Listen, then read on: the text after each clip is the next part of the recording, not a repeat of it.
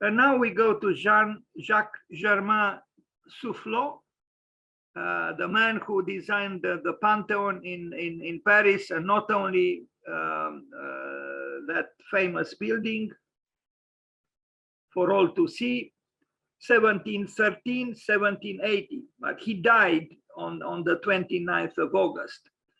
Here we have a list in Romanian of some of his works, if not all of his works. At the beginning, he worked in Lyon, and then he moved to Paris.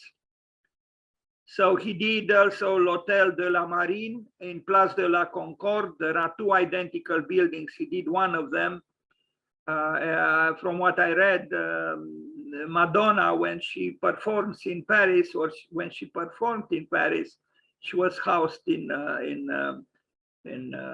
Hôtel de la Marine, so done by Soufflot. And then what else is here? We'll look at some of his works.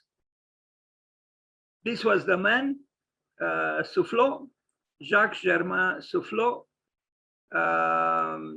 elegantly dressed, and successful he was. He began, this might be actually one of his first works, if not the first one, Lyon Opera, the opera in Lyon. Lyon is a very important city in the center of France, and not far away from Lyon is the well-known work by Le Corbusier, La Tourette, the monastery La Tourette. And in Lyon also there are very important architects who built, you know, from Jean Nouvel to Wolf Prix, Le Musée des Confluences, and Tony Garnier, whose name is connected with Lyon organically. It's a very interesting city and very, very important for France, and in architecture also very important for the whole world, actually. This is actually the opera. The top part was done by Jean Nouvel, but it seems the first two floors were done by Soufflot. So we have a dialogue over a long period of time between two architects, Soufflot and Jean Nouvel. So this was done by Soufflot, the building, but the top addition was by Jean Nouvel.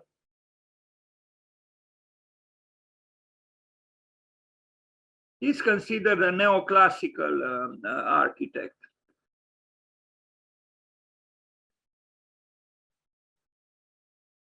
So this is an opera building. When I talked about yesterday about Ai Weiwei, the Chinese artist and architect, I learned that now he's busy doing directing an opera, Turandot, Princess Turandot, at the opera in Rome. Very inviolable indeed. I mean, that man has a very rich life. He builds, he paints, he does all kinds of extravagant art. And also now he's directing an opera in Rome, at the opera in Rome. Anyway, so here we see the building before Jean Nouvel added his intervention at the top. Again, this is Soufflot in Lyon. I should have had more pictures, but anyway. Hôtel Dieu, Hotelul Dumnezeu, Hôtel Dieu in Lyon, not the smallest building in the world, that's for sure, quite large. And it is amazing in a way that at that time such large buildings were built. But it's possible, I don't know actually, if the function was the same at the time of Soufflot. It's possible it was not, but it's also possible that it was. So this is also in Lyon. In Lyon also there are at least two buildings very interesting by very interesting architecture bureau or atelier or studio, Jacob and McFarlane. I had a chance to have a dialogue with McFarlane from Sala Freșcelor in Bucharest while he was in Paris for an hour and a half. And I asked him, what do you recommend students in architecture? And he said, take off from the School of Architecture after 1 or 2 or 3 years at the most of study, go to life, work in a Starbucks, work anything, and for 1 or 2 years stay away from architecture, because you'll learn a lot distancing yourself from architecture and learning from life. And it's possible he was right. He met his partner, Jacob, I forgot her name, his wife at SciArc in Los Angeles. And the list I sent you today, I mean, with that exalted message, you saw perhaps that on top of all the schools of architecture is SciArc from Los Angeles. The school which says, to hell with regulations, we are going for the unknown. That's SciArc, a school founded by Tom Main and Eric Owen Moss and others. I think even the Frank Gehry had some participation there, and he's very involved still with that school, although he's 93 or 94. So this is Hotel Dieu. I wonder if God visited Lyon, he probably would have been received here. Why would have been called, why the name Hotel Dieu? Anyway.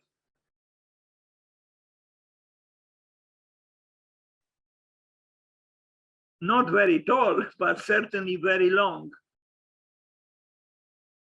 Soufflot, the French neoclassical architect.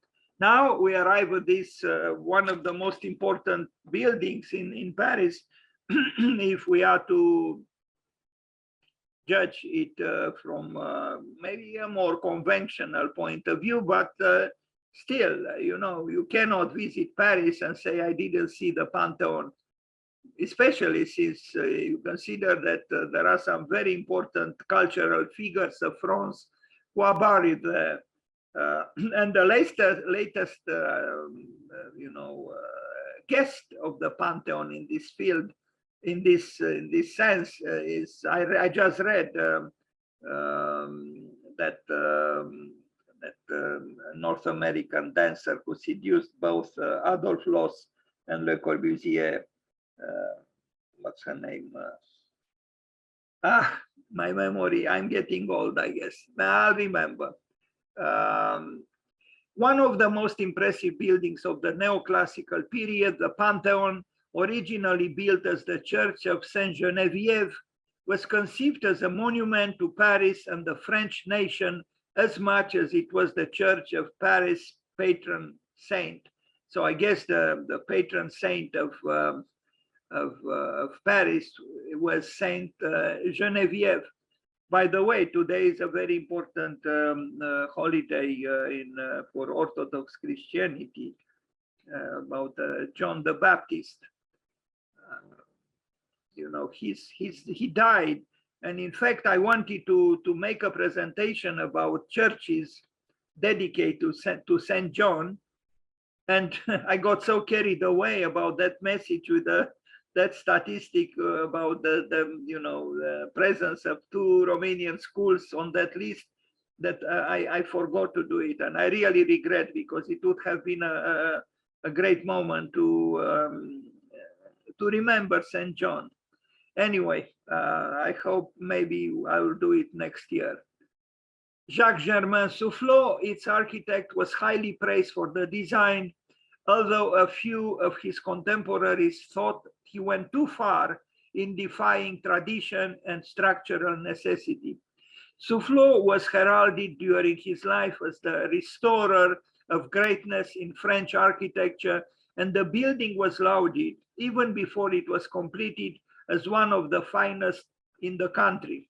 So again, the Panthéon, Le Panthéon in Paris, Soufflot. Soufflot's pupil Maximilien Brebillon stated that the church design was meant to unite the purity and magnificence of Greek architecture with the lightness and daring of Gothic construction. He was referring to the way in which its classical forms, such as the tall Corinthian columns and the dome, were joined with a Gothic type of structure that included the use of concealed flying buttresses and relatively light stone vaulting. So this is the building.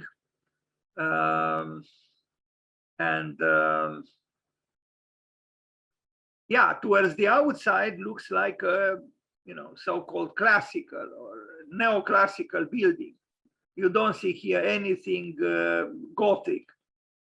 But inside, it seems things change. Anyway, it's it's a very important building, and it's not far away from Place de la Concorde, where Soufflot also built an important hotel, l'Hôtel de la Marine. We are going to see. This is the interior of the Pantheon, and if it is considered one of the finest buildings in France, you can imagine that this is not a little thing.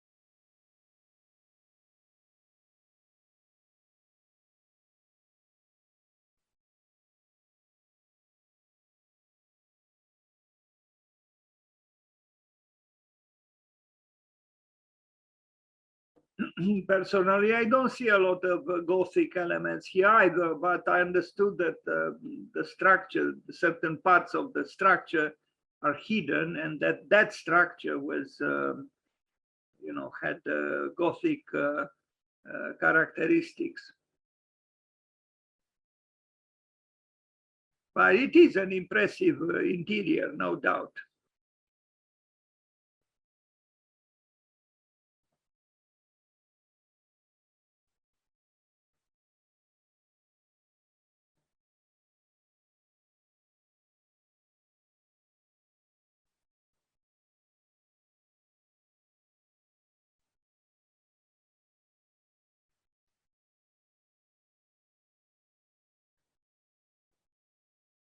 Hotel Marigny in Paris, Chateau de Lay.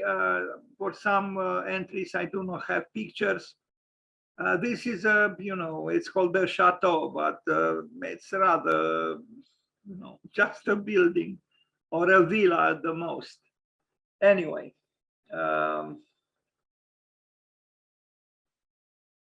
yes, his style was austere, if not severe, but also with a certain reticence in some works, which is, I think, to be appreciated.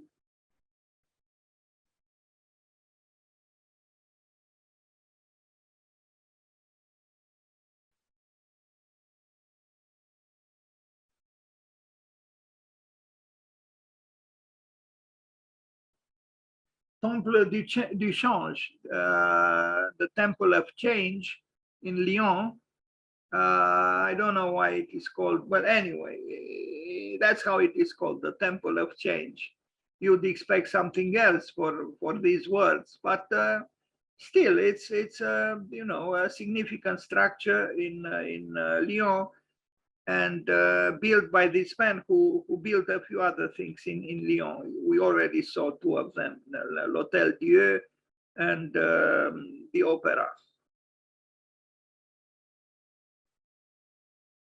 I wonder today, what if we had such a program now for a project, the Temple of Change? How would you do it? I think it would be a very interesting subject, a very interesting theme, the Temple of Change. As the motto of the Vienna Biennial in Architecture, Art and Design was 2 years ago, and I think this year as well, is change was our only chance. So then maybe a temple for change or of change would be an interesting theme to address.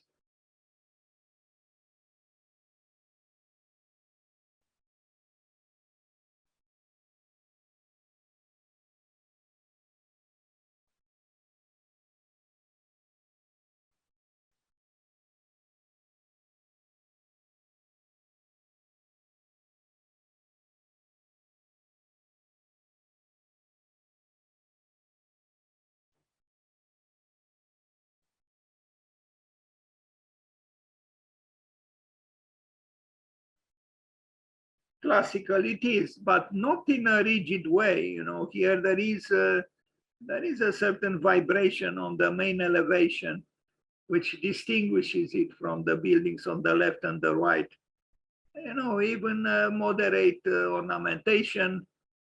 So it's a soft neoclassicism, if I am to call it so.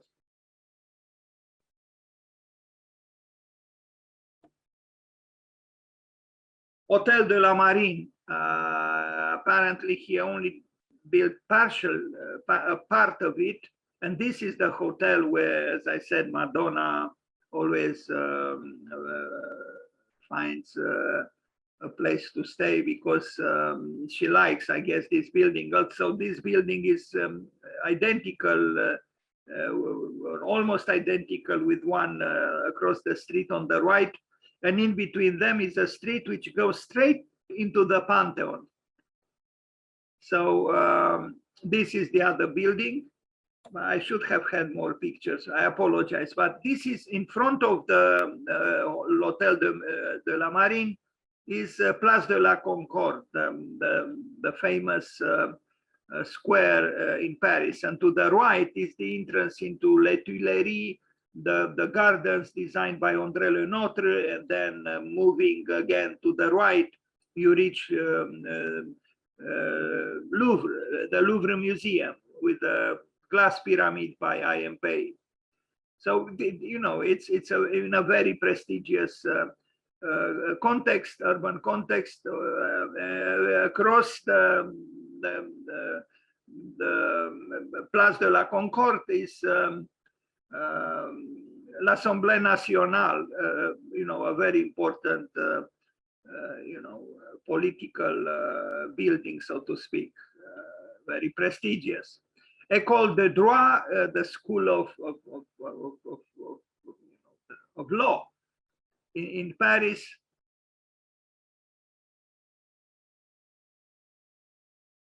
Soufflot again.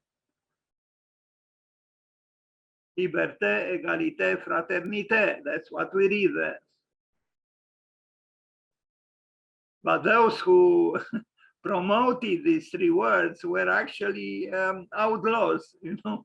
So isn't it funny that on the elevation of the building of law are engraved the words of those revolutionaries who burned down the Bastille? Anyway, history is full of contradictions, paradoxes, and even you know, sometimes, well, a lot of tragedies, of course, but sometimes also some hilarious happenings. Now, this is indeed the building of law. I mean, look at these four columns here, giant and solid and, you know, imposing. You almost tremble when you enter this building through here. This almost makes me understand why Wolf Prix stated that he hates columns. Although, you know, they could have their own beauties. I remember the columns of the Temple of Hera at Paestum in the south of Italy. Truly impressive. The building that impressed me the most of all the buildings I saw is Hera's temple in Paestum. Unbelievable. Even for Louis Kahn, Paestum was more important than the Acropolis in Athens or the Parthenon. And I would understand why. And also Goethe and Winkelmann loved Paestum. And Piranesi engraved a whole series of views of Paestum. So there, those very, very heavy pre-Doric columns are very, very, very moving. Well, these are not pre-Doric, they are, but the dimensions are, imposing respect. They are demanding respect, no question. Liberté, égalité, fraternité. History moves on. La faculté de droit, facultatea de drept in Romanian. Fontaine de la Croix du Tahoir, Paris. It's a fountain building. The fountain is here, but it's called the whole building. It's called. You'd expect just a fountain. Well, it's more than a fountain. He did the whole building. This one is more burlesque in a way. It's a rebellious neoclassicism. It's almost a rustic neoclassicism, if I am to use an oxymoron. It doesn't look like a typical neoclassical building.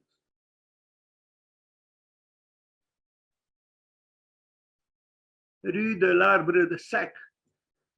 Édifié, you see, reconstruit in 1775 by Soufflot, architect, and Boiseau, sculptor. The fountain. Maybe he did just the fountain, actually. I have to double check this. But I feel tempted to think that he did the whole building. I don't know. Anyway, Soufflot. Paris, a fountain, 18th century, 250, 240 years ago. The sculpture, though, does not belong to him. The lion spitting out water.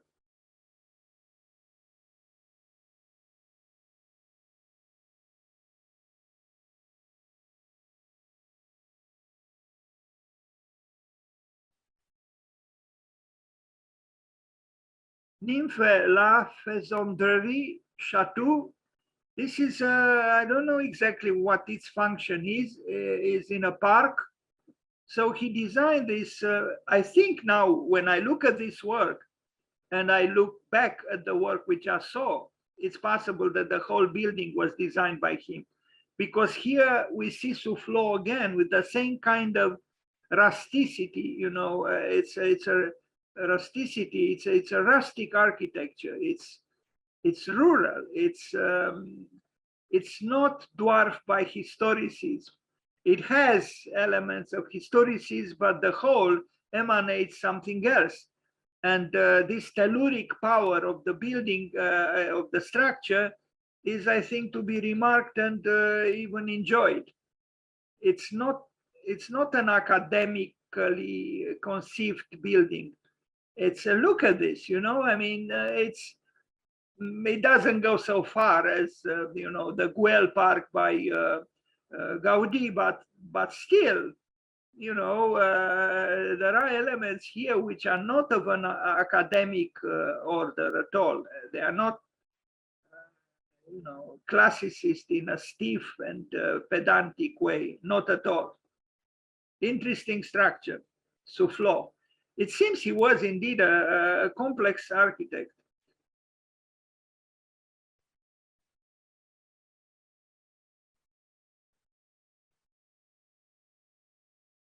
Le Nymphe de Soufflot, patrimoine. It's 240 years old or so.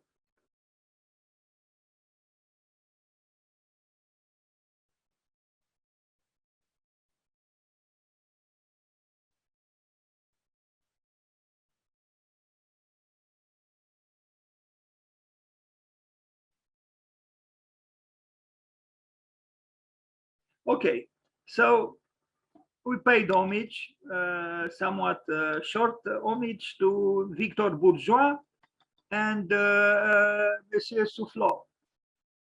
So from a Belgian architect to a French architect who lived about 250 years ago.